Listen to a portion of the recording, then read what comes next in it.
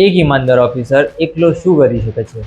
એવું જો તમને લાગતું હોય તો તમે આઈએએસ ઓફિસર સર તુકારામ મુંડેને નથી ઓળખતા, જેમણે સ્કૂલોની આસપાસમાંથી જંક ફૂડ દૂર કરાવી દીધા, હોટલોવાળાને સફાઈ અભિયાન શરૂ કરાવી દીધું, જેમણે નકલી પનીર અને લાલ રંગ ઉડાડી દીધો, મોટી હોટલોવાળા હવે બોટલો નહીં વેચી શકે અને હોસ્પિટલવાળા પોતાની ફાર્મસીમાંથી દવાઓ લેવા માટે કોઈને મજબૂર નહીં કરી શકે. આ છે તુકારામ મુંડે.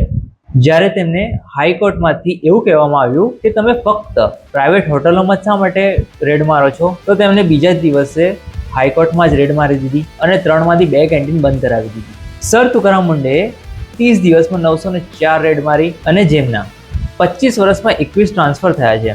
આ છે તુકારામ મુંડે. આપણને આવા એક જ તુકારામ મુંડેની જરૂર નથી, આપણને આના જેવા ઘણા આઈએએસ ઓફિસરની જરૂર છે. તો આ વિડીયોને તમારી સ્ટોરીમાં શેર જરૂરથી કરજો, લાઈક કરજો અને સબસ્ક્રાઇબ કરજો. મળીએ એક નવા વિડીયોમાં, નવા વિડીયો સાથે. જય હિન્દ, જય ભારત.